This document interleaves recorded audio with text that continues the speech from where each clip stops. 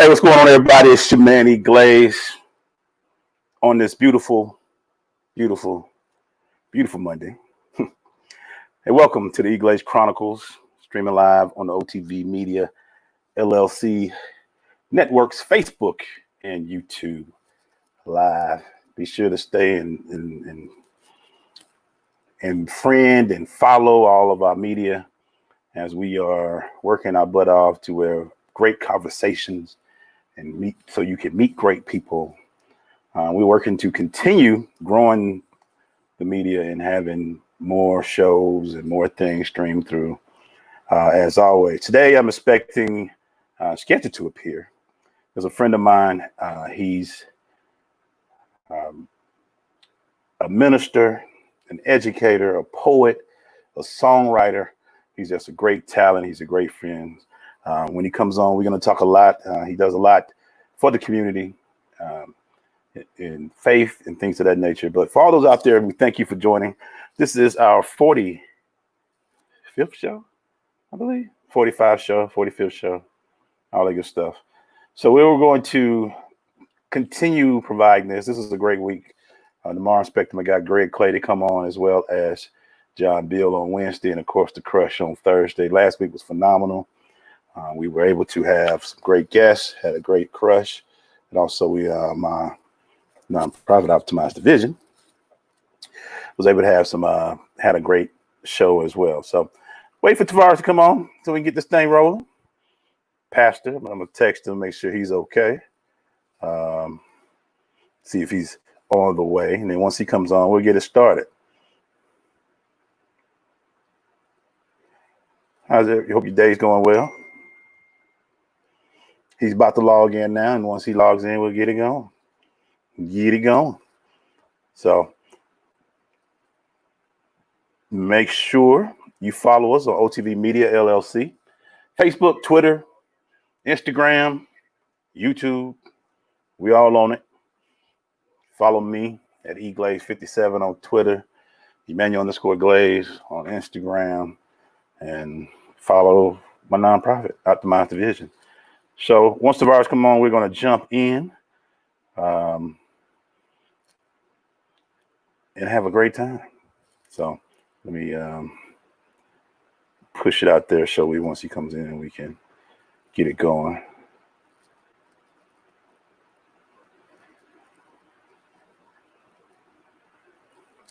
Hope your day has been going well.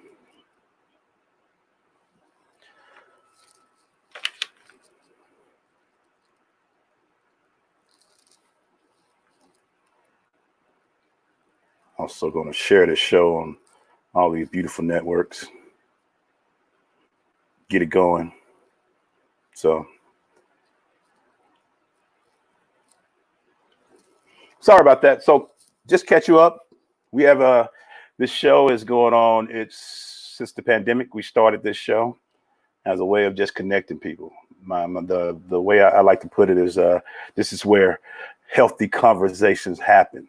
We're just going to be able to talk with people in the communities around the country, friends, and just talk about things that's going on. And luckily, 2020 has been able to give us much to talk about, from the pandemic to racial tension, to all of these unwarranted police deaths. And just now is the time to talk about it and see what we can do for our communities, and talk to some great people out there who are doing great things in our community. And we plan on doing this as long as people will have me. So once we be able to get this thing going, today, you're going to meet one of the great people who is doing a lot out there. He's putting some great time and effort into doing some good things for the community. And I appreciate and I applaud him for that. So I'm going to go ahead, and once he comes on, we're going to go ahead and talk about some of the things he's doing, have some good, healthy conversation with him about the things that's going on, and let you know more about him. One of my favorite things I know about guests is that I watched him record an album a few years back now.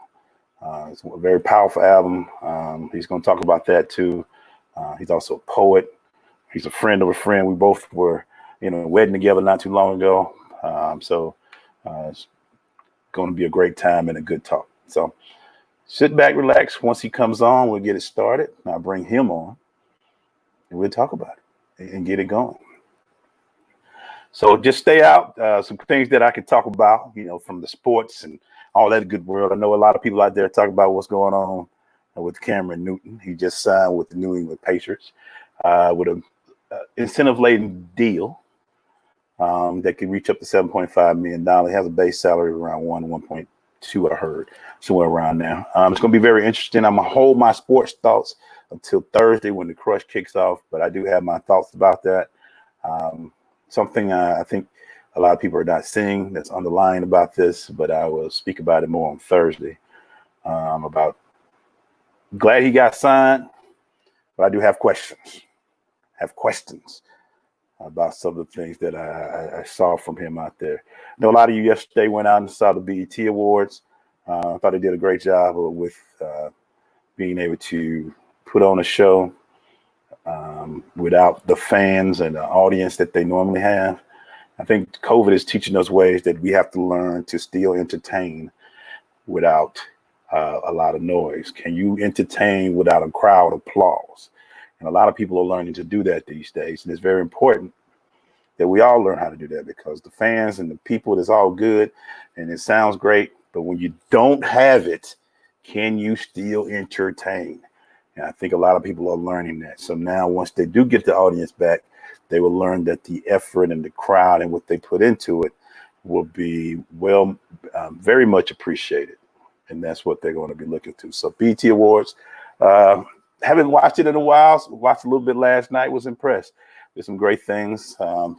Still, you can tell we're in COVID world, because some of the sound of certain sounds weren't the greatest, but the musicians were great. Great things coming out, and I really appreciate seeing that yesterday.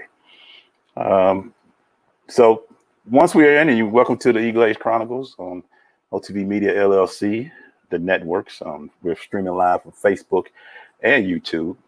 And I got a great guest today, and I can't wait to bring him on. He's one of a guy that's multiple talents.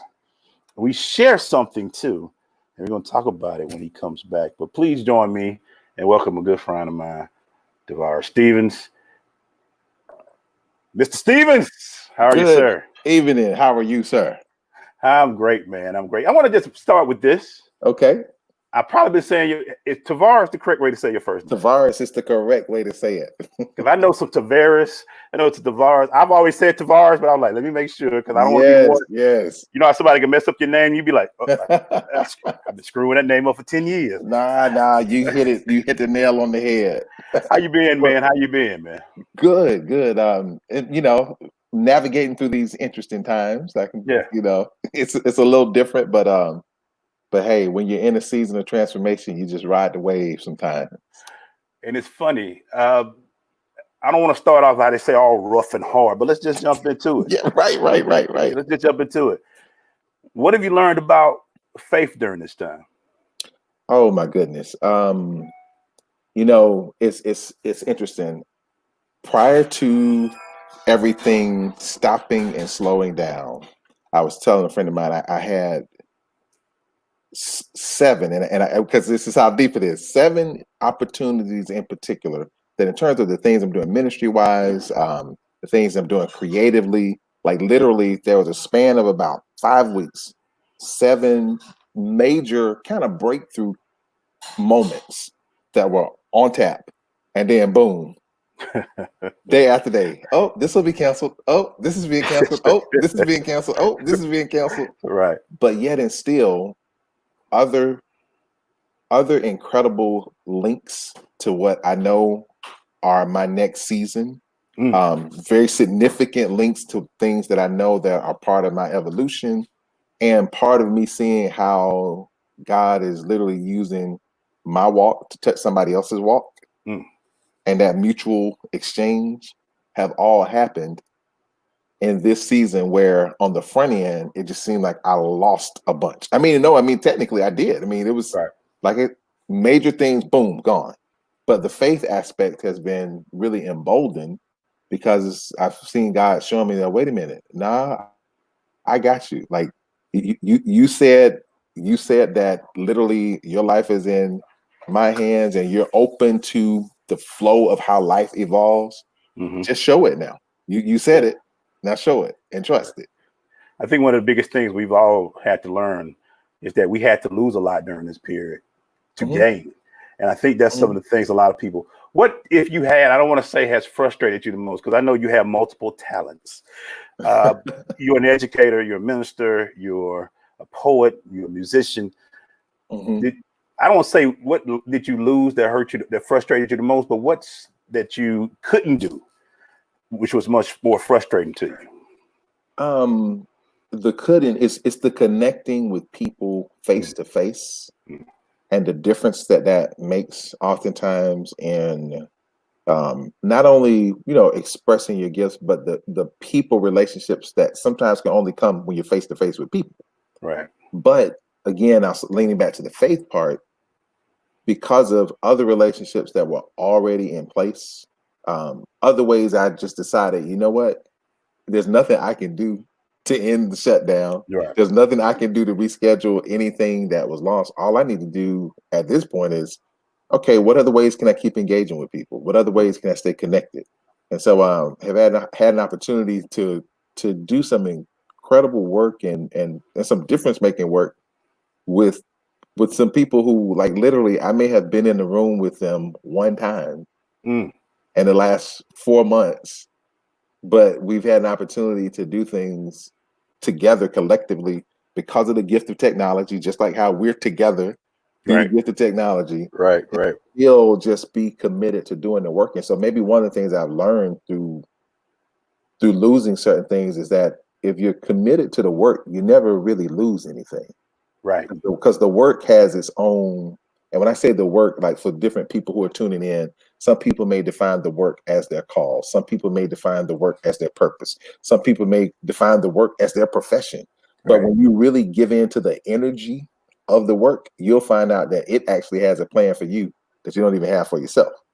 And then that's when I think the truly divine things start to happen. I think a lot of people are facing that right now. I think sometimes we've been so used to, I don't want to say, you never knew what you lost until it's gone. And I think we've all, like that personal contact, we've been able to, it's still there. And I just always laugh that if we were kids during this in our time, I won't tell our age, but if it was in our time, right. We had to pick up the black phone and hit the rotary phone to talk to each other. There wouldn't be no connectivity. Right. And you better hope the cord was long.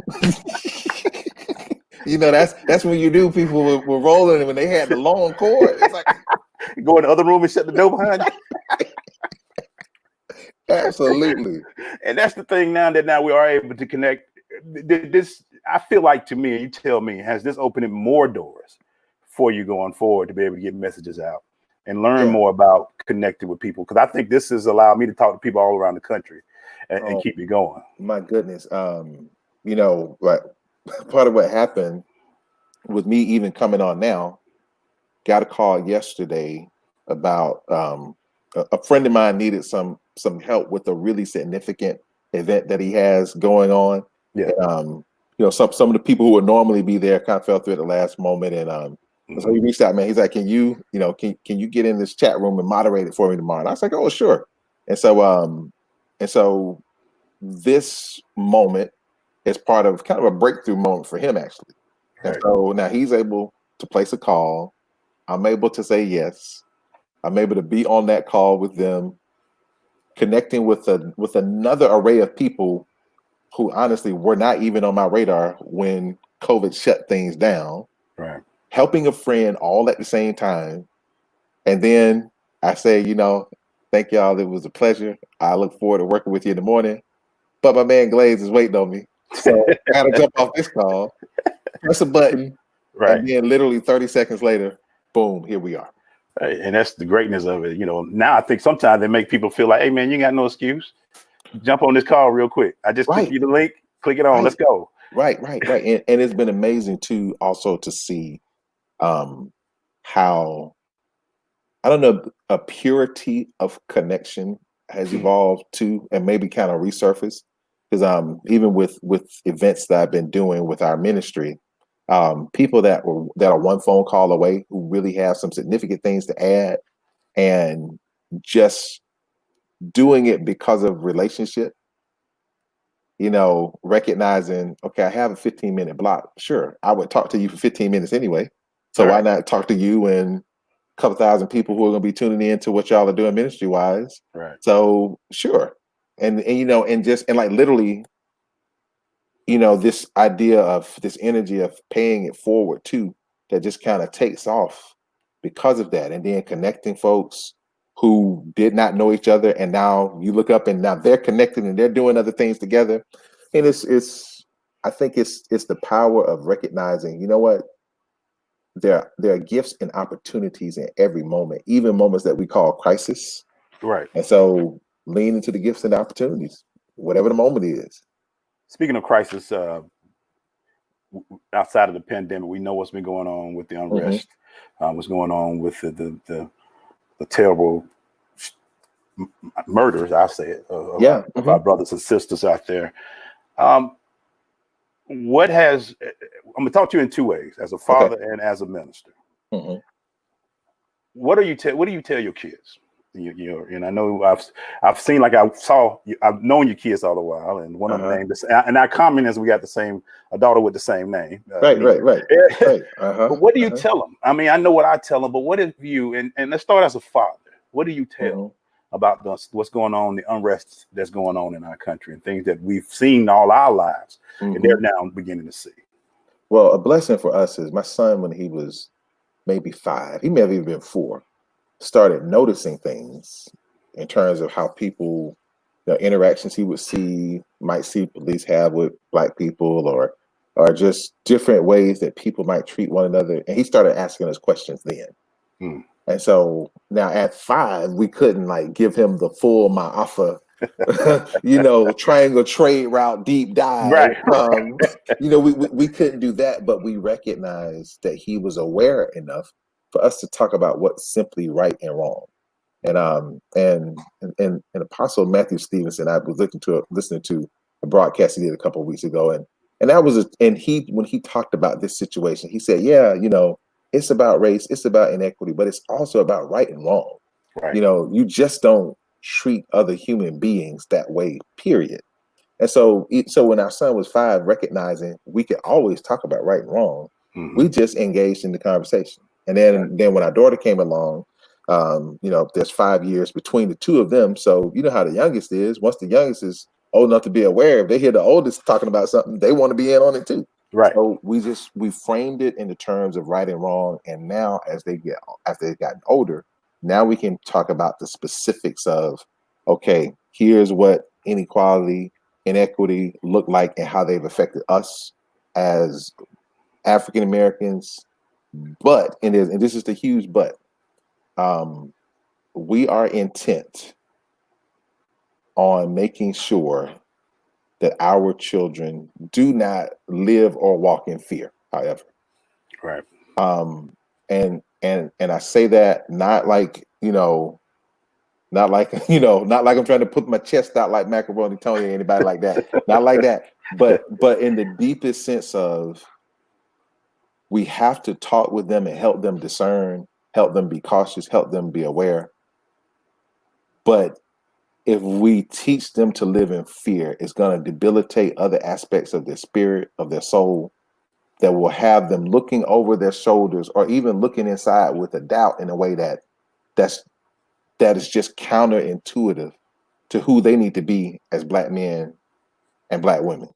And so, discern, understand how you may have to read the room or read the situation. Right. If you're dealing, not even just dealing with police, but with all sorts of authority figures. Right. Understand your worth as a human being. Right. Understand how to navigate through a conversation to make sure you get home safely. Right.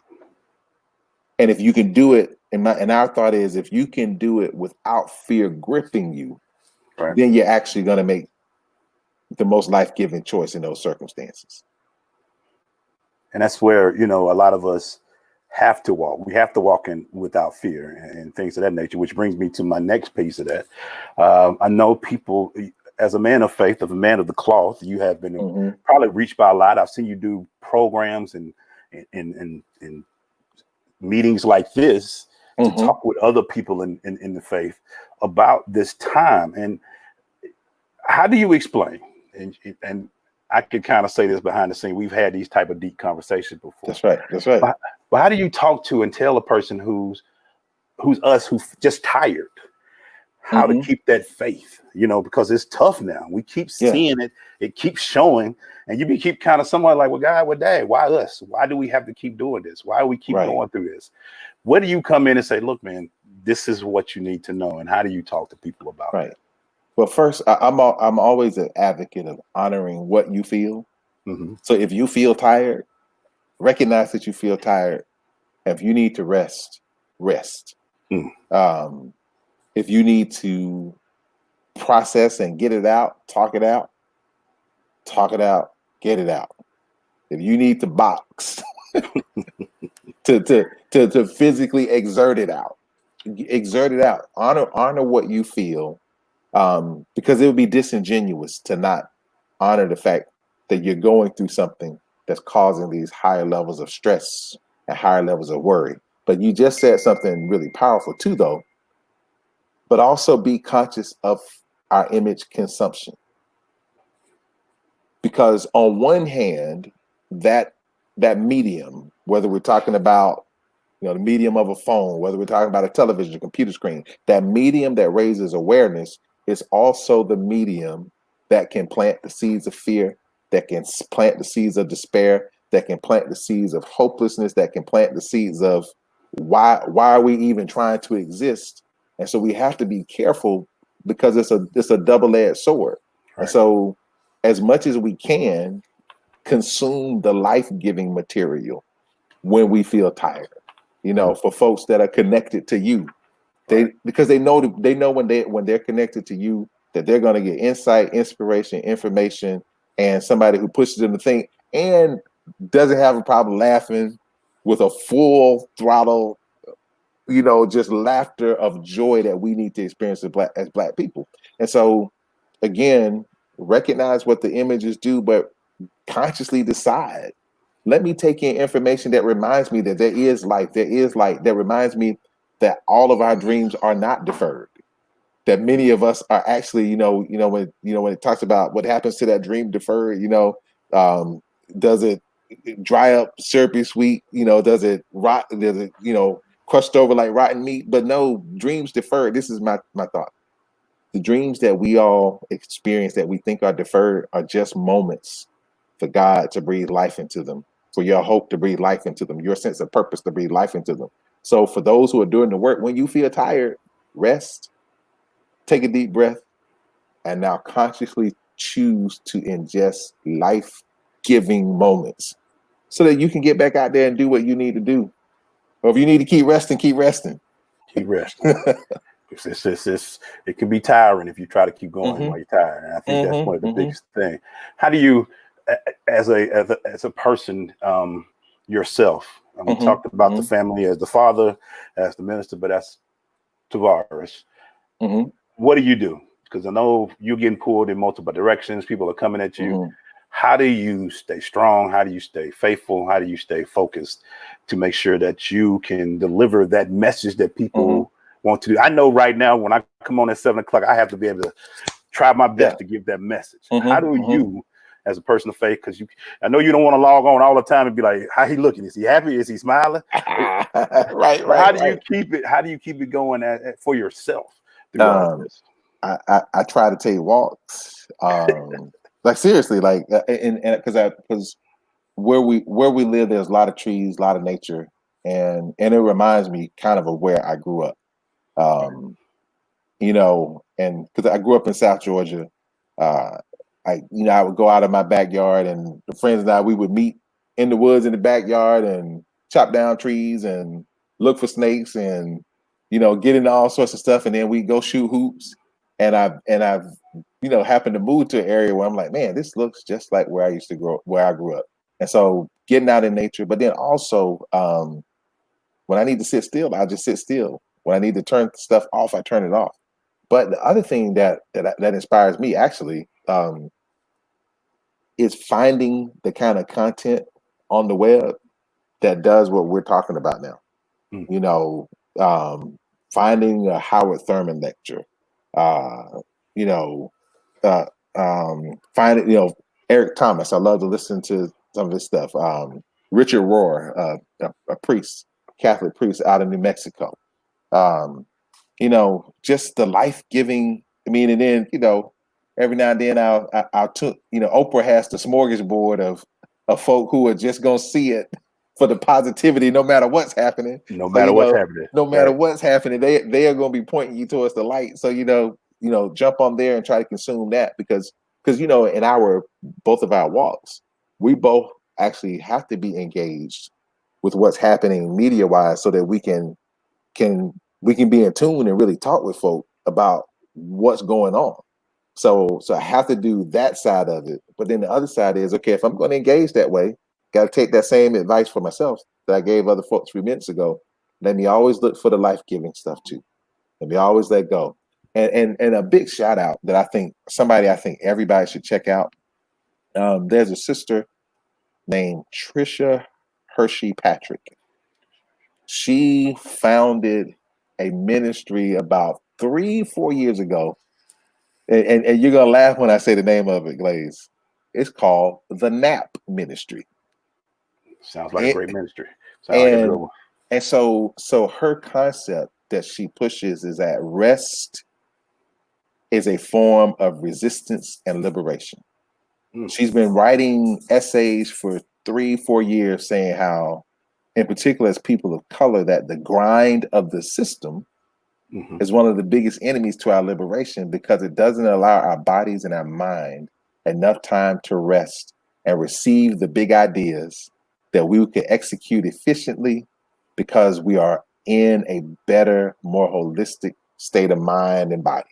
And so she started this ministry, Glaze, like, and people would laugh when they would say the name, because even sometimes when I tell people the name of it, they kind of laugh, and I'm like, okay, I know you're laughing. I know you're laughing, but like, this sister has gone from this idea that was in her head to she now has to practice her principles of resting, because so many people literally all over the world are asking her to come in and lecture. And what she'll do, she'll go into a city space, and she will rent out the space, or somebody brings her in, and she literally sets up stations where people can come in and take naps and meditate. Wow. She'll take, you know, warehouse space, church space, office space, take it, transform it into a sanctuary to show people that if you choose to walk in a more holistic, centered mindset, you can. And so that's why she loves to go in and transform their spaces and leave that energy there. And like, Glaze, I'm serious, like 3 years ago, just the idea in her head, and now she is having to turn down engagements so that she can make sure that she maintains rest. The NAP Ministry. I think a lot of people miss that. You know what I'm saying? That piece, because we're so busy trying to. Today's time is all about. I will say this year has taught us our time is important. You know what I'm saying? Right. Because 2020 is saying, we've always said we got to be in the road. We can't be at home. We had to be at home a lot now. So, right. So now I can see why she's so needed, because now we need to, like, okay, how can we get into that? And how can we get into that NAP ministry? What has been the biggest thing you've learned about yourself during this time? That I needed to chill. That I needed to, the rat race of my own mind, like, forget about the rat race that people in work and professions, you know, will have you engaged in. But I realized that the rat race in my own mind, that I had to stop. I had to get off the hamster wheel. I had to take more deep breaths. I had to listen more and choose my words more carefully. One of the things that because I can't see people sometimes, like I can't be in their presence to clean up something that you may say and you really need to unpack it more. I've been more thoughtful about, okay, I don't want them to misconstrue what I'm saying. So let me be thoughtful about saying exactly what I mean and say what I mean really based off of listening to them as closely as I can. Right. And so now if I'm doing that with folks virtually, the flip side is it's challenged me, I think, in a good way to do it with the folks I'm in the house with my wife, with my son, with my daughter. I've really taken a deep breath to listen a bit more closely. And I'm still working on it, brother. Trust me, I'm still working on it because, it's like, okay, we all are.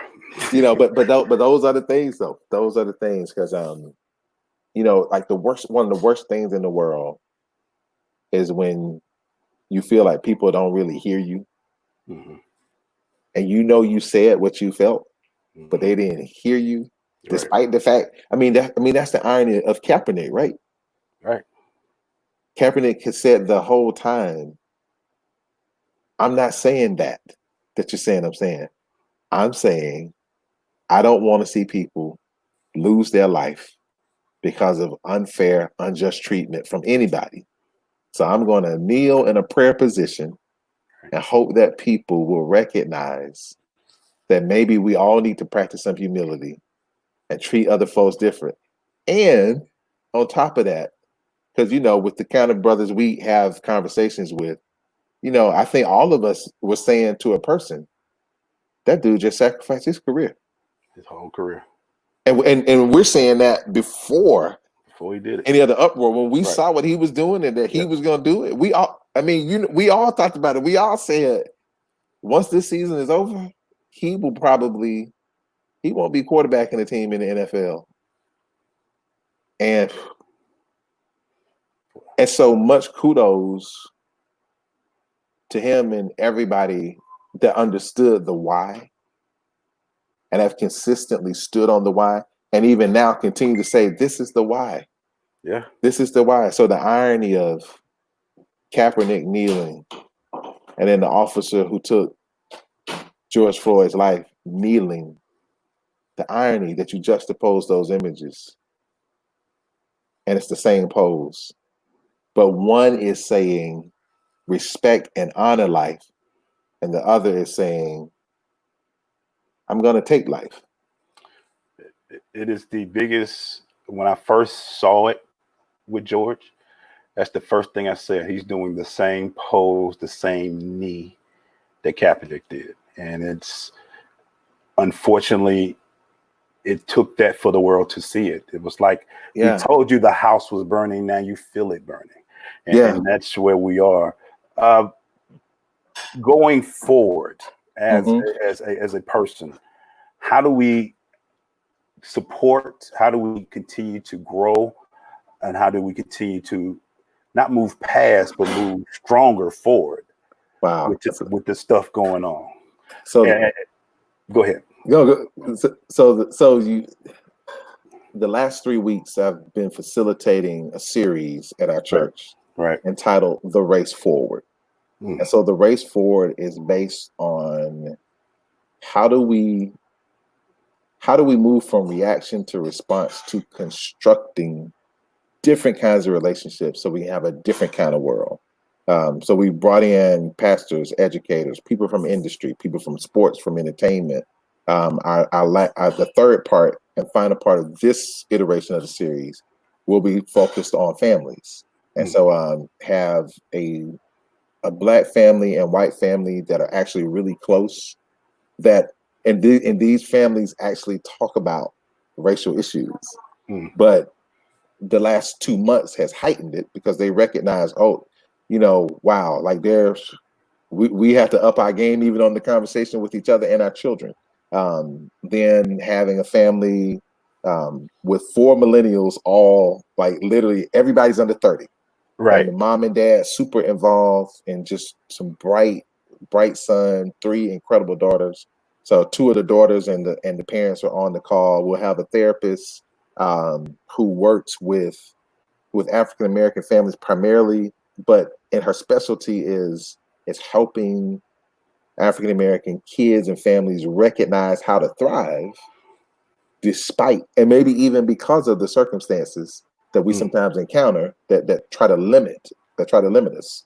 So I'm looking forward to an incredible conversation. And so what we're trying to do as the church is make sure we are attempting at St. James to not fall into the trap of thinking we need to project that we have all the answers. Because we know we don't have all the answers, but we know one thing we do have is a space that we can cultivate and welcome people into, whereby those folks that do have some of the great insight can now begin to connect with the community, connect with each other, and then the things that we all have, because we all have part of the answer. Now we start putting those parts together, now we can race forward together. And so that's one of the things we've been doing, and we'll continue to do things like that, in perpetuity, because that's part of our work, part of our call.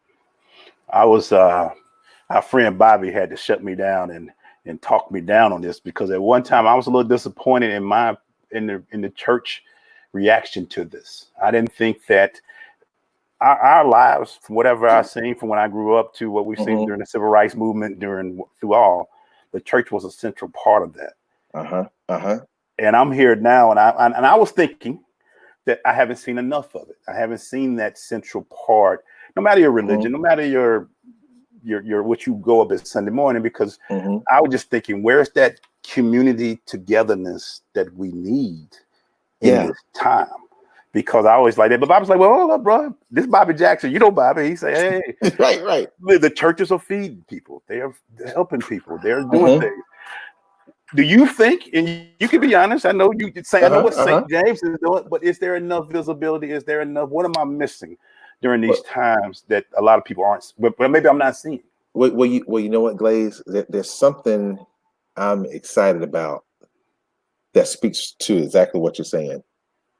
So Dave Chappelle in his special, I think he said it best. Now, I'm not going to say it as colorful as Dave said it, but when he talked about the part where Don Lemon was saying, well, what are people like Dave Chappelle saying? Right. And so Chappelle then says, the streets are talking. Why do I need to say anything? I'm going to shut up and listen. Right. So part of what I've seen because of like different ministries I'm connected to on social media doing exactly what Bobby described. Out there feeding, out there marching, but not out there trying to take over and co-opt. Because the streets have already spoken. And the streets have said, everybody, to the church, to the schools, to all the institutions, whether or not y'all come, we're going. We're going.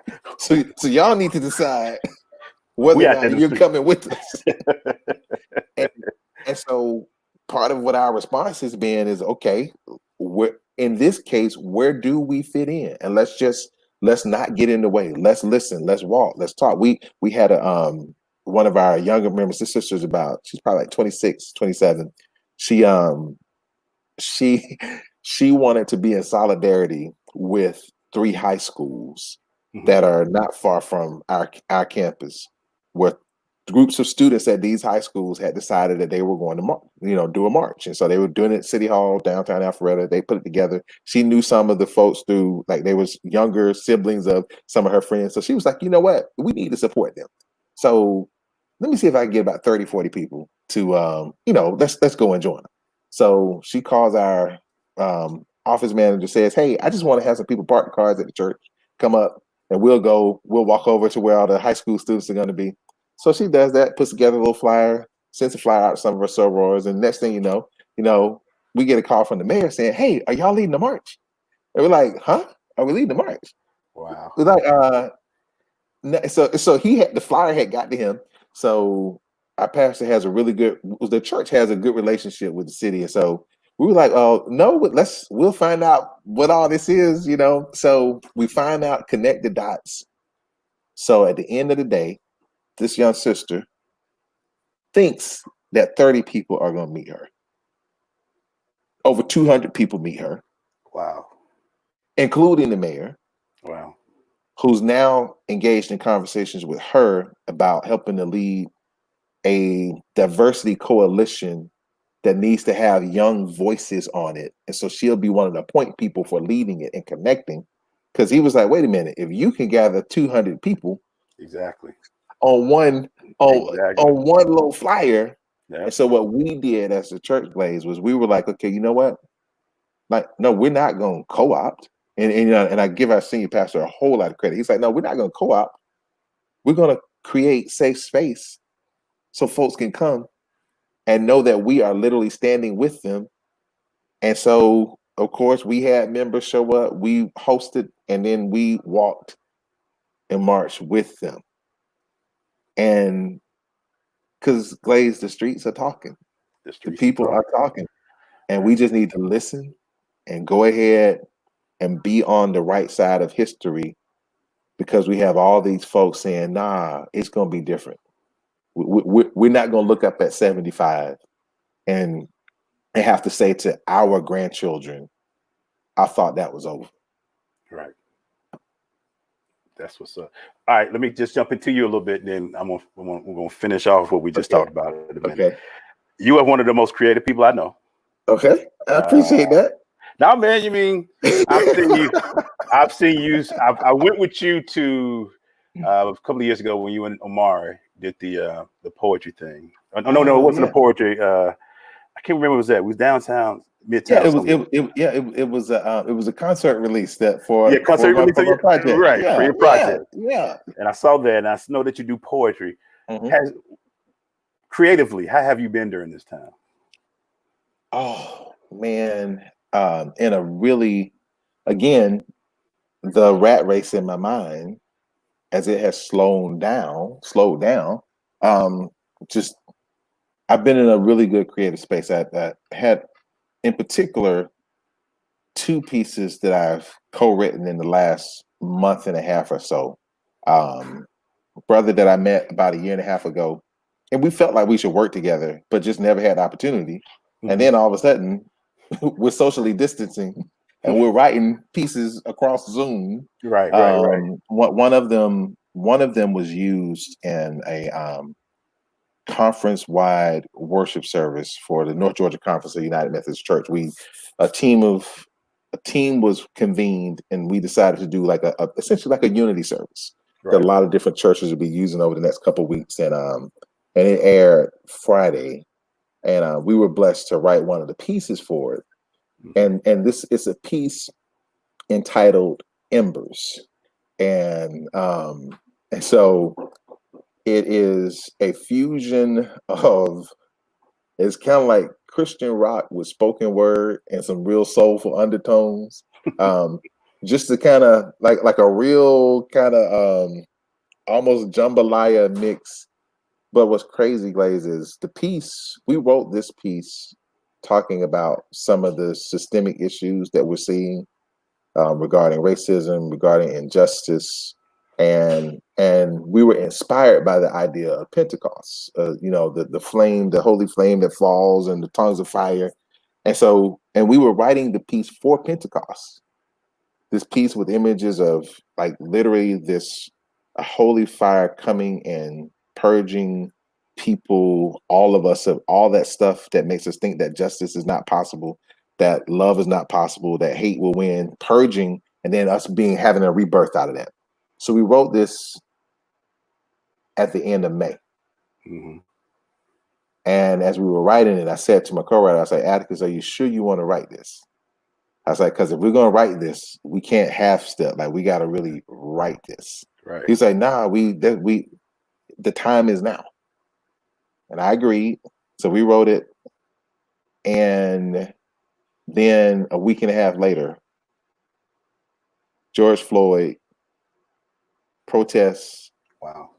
We're literally looking up and seeing things burning Wow. and recognizing as we saw the people in the streets, as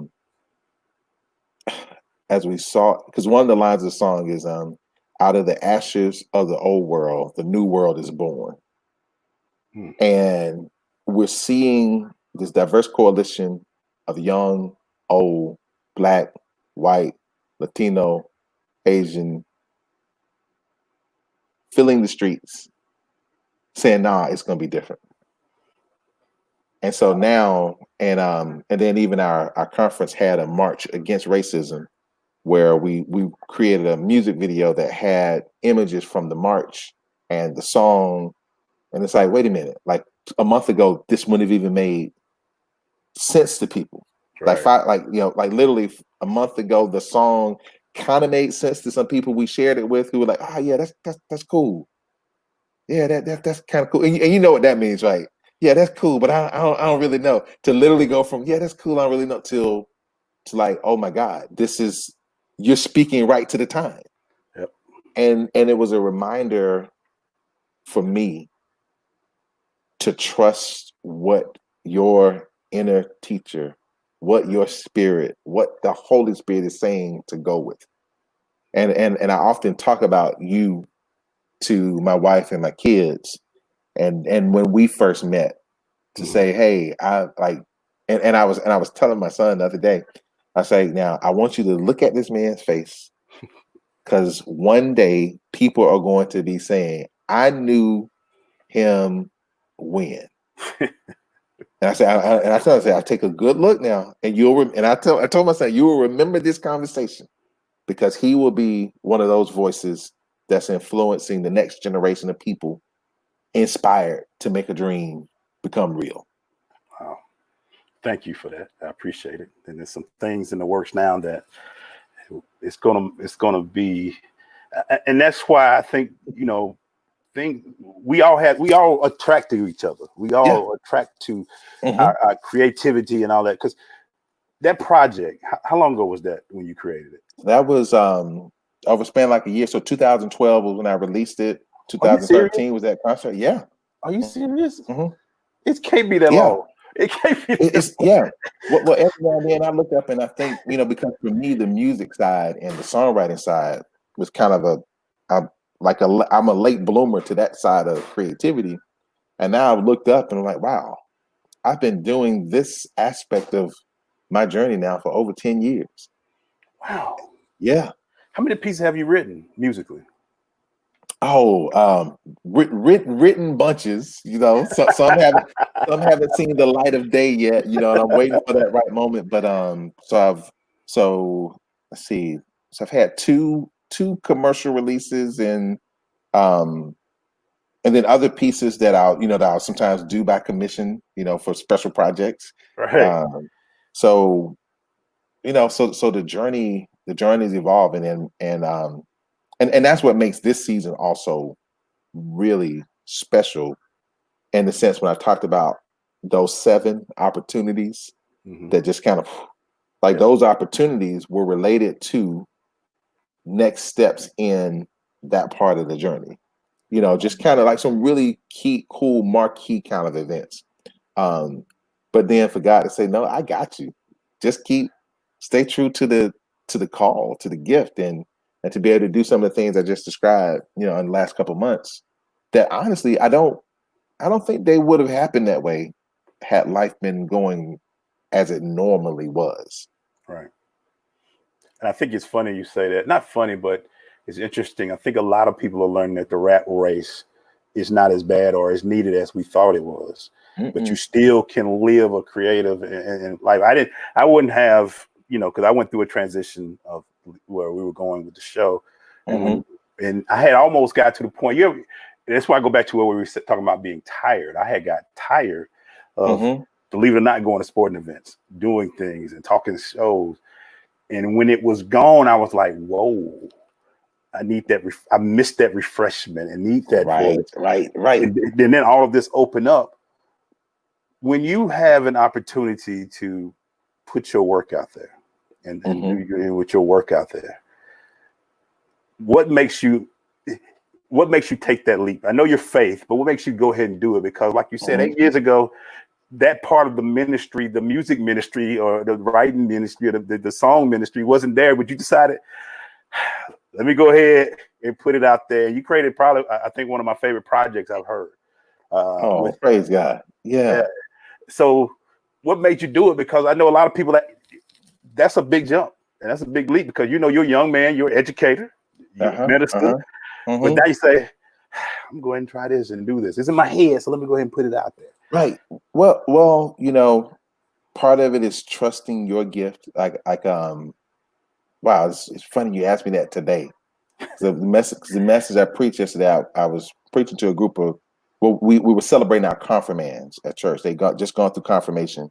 So I wanted to make sure part of the message was geared directly towards them. And I encouraged them to trust their gifts and allow the gifts that God has placed in you to also guide you.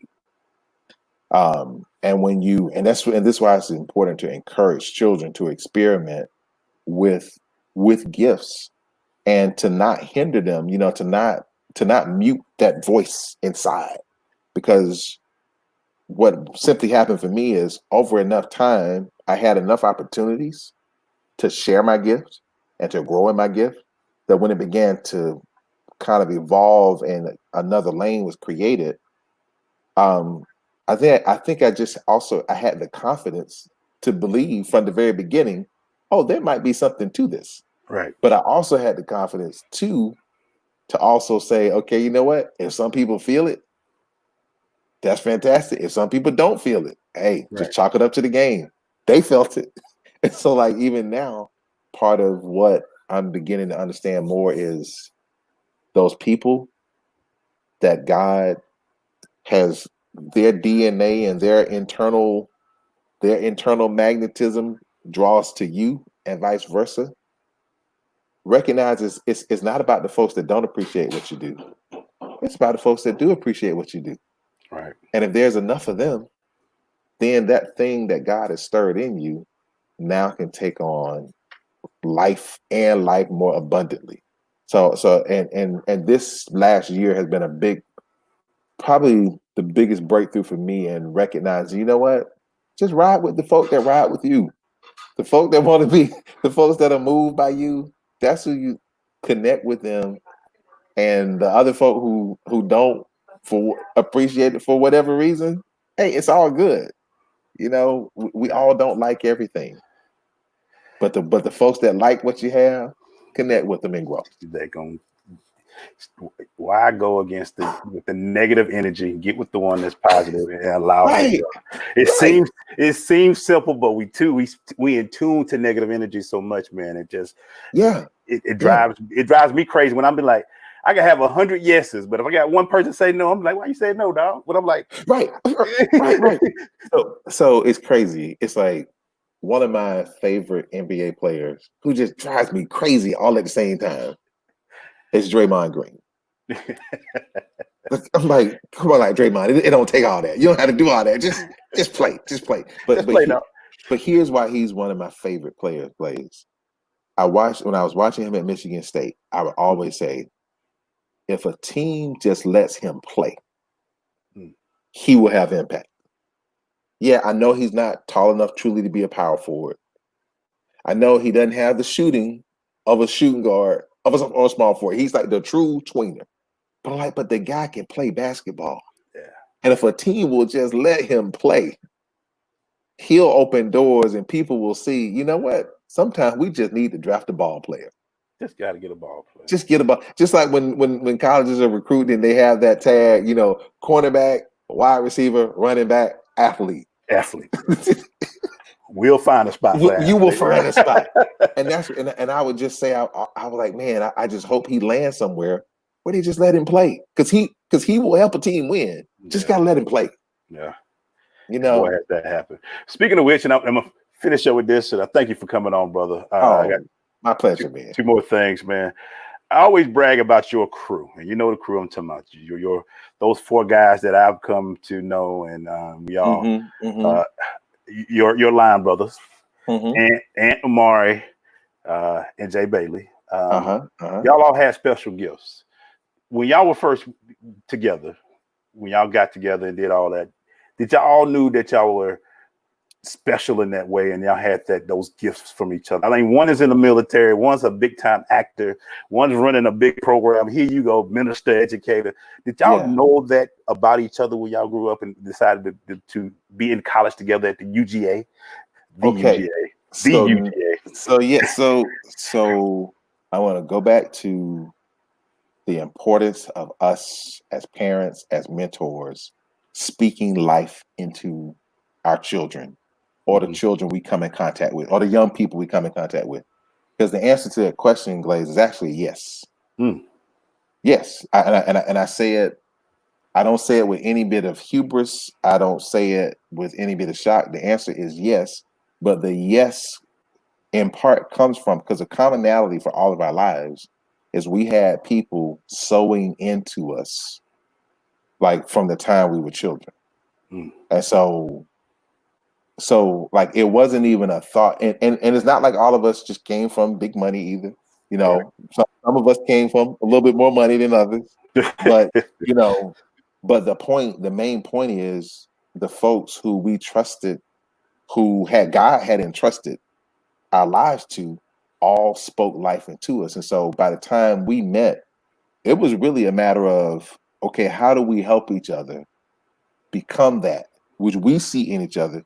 And every time we would meet, you know, family members, you could tell that there was an expectation, like it was expected that they do well. It was expected. And so when you get in that kind of environment, man, and you forge the bond we forged as fraternity brothers, it's like it would be wrong of me to contribute to Ant or Jay or Mari not reaching their potential. And we all treated each other that way. And so you know, things that are happening in Jay's life now, Glaze, we talked about it when we were 20, 21 years old. Like I'm talking about some of like the most amazing stuff we talked about. Things happening with Omari. I remember we were in a play together. He did something, man. We were doing a dress rehearsal. Omari starts reciting, you know, because in a play, you got to know everybody's lines for timing to be down. So he starts reciting everybody's lines, but in the persona of a different character. So he would recite my son's line in the play in the character of my wife's line. He would recite my lines in the character of my daughter's lines. And I was like, at that point, I said, dude, like you gotta go. Like that's not normal. Like you gotta, like you gotta pursue this. And then Ant-Man, always selfless. You know, we joke amongst each other, like the three of us may do things that get more limelight publicly, but Ant's probably doing the most, not probably, Ant's doing the most important work and the kind of stuff he does to literally defend our liberty. So yeah, I count it a blessing, and I encourage everybody listening, sow into the young men and young women so that they walk in the rooms believing that they belong and believing that they're gonna make a difference while they in the room. That's beautifully said, man. That's beautifully said. I still have a hard time forgiving you about that smile on the picture, but we'll let that go. I said, you got to tell me. Didn't I say, hey, my default is to smile on the pictures. It was a tough picture, man. I was gonna click it on and bring it up here and so people can see it, but I said I ain't gonna do that to you. No, you should. You should. Because my family even teases me about that. I'm like, now if y'all don't want me to smile, you better tell me to not smile. We have all learned from that picture, like, hey, we gotta tell that man not to smile. That's right. Because I can mug, I can do the mug, I can do the mean mug, but you gotta tell me. You gotta tell me. Yeah, one of my great stories of life. Yo, look from right to left. Man,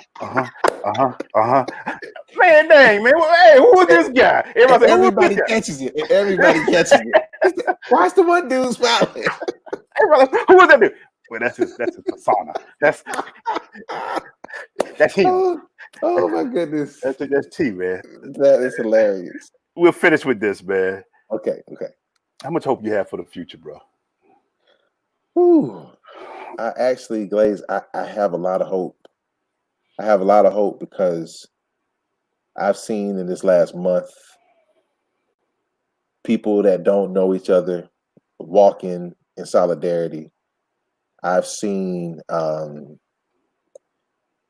people who are dreamers act out on their dreams in a time where so much has stopped and you would have reason to not act on your dreams. And, you know, and when my wife and I look into the eyes of my son and my daughter, and we imagine just what they might become, and they bounce in with no matter what's going on, just, you know, just ready to just experience life.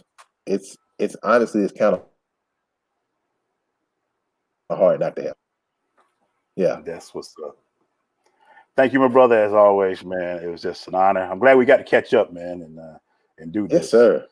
Yes, sir. You do that. This is, like I say, guys, please tell them where they can follow you, where they can find you, all that good stuff. Okay. If they want to find out more about Mr. Tavares Stephens, where can they find out more? Well, the beautiful thing, they see my name spelled on the screen, and it's literally at my name, not at my name, but at Tavares Stephens. You know, I just lucked up when I was putting it all together, getting the social media tags. My name was just sitting there waiting on me. So, so Facebook Tavares Stephens, at Tavares Stephens on Instagram, at Tavares Stephens on Twitter. That's where they'll find me. Yeah, it made it pretty easy. You're right. You're right. Made it pretty easy. No, normally don't work out that way. No, I don't get it. Thank you, man. Thank you, everybody, for joining us. Great guy. Tomorrow, Greg Clay joins me. Should be interesting. Clay. And I got John on Wednesday, John Bill on Wednesday. So it's going to be, I feel like the whole Jay Bailey's wedding, Jay and Blaine's wedding will be this week. Yes. Or can I say that about the council has gathered in your space? It's gathering. I don't know if that's a good thing sometimes, but we'll keep it like that. Right. Well, this week, it's a good thing. It's a good thing. Thank you, brother. Appreciate you, man. God bless you, brother. Thank you all out there. We'll talk to y'all later. Amen. Amen.